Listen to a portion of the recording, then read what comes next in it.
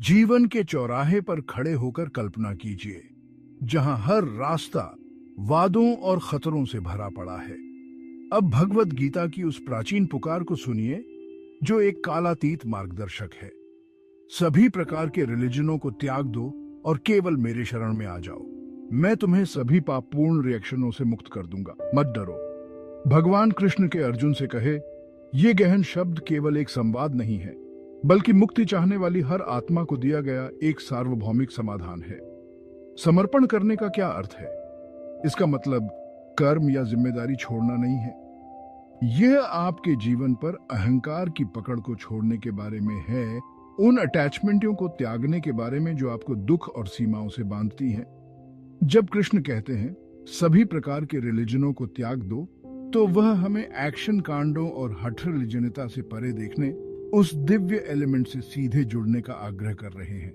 यह औपचारिक स्ट्रक्चरों पर आध्यात्मिक सत्य को प्राथमिकता देने का आह्वान है। और वादा, मैं तुम्हें सभी पापपूर्ण रिएक्शनों से मुक्त कर दूंगा, अविश्वसनीय रूप से मुक्तिदायक है।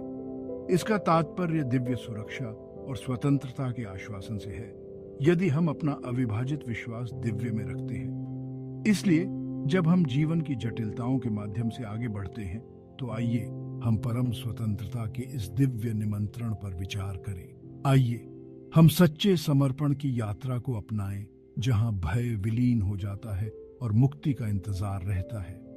याद रखें, ये केवल इन शब्दों को पढ़ने या सुनने के बारे में नहीं है। ये उन्हें साकार करने, उन्हें जीने के बारे में है। उन्हें आपको शांति, पूर्णता और परम मुक्ति के जीवन की ओर ले जाने दें। इस आंतरिक यात्रा में मेरे साथ शामिल हों, जहां सच्ची शांति का इंतजार है।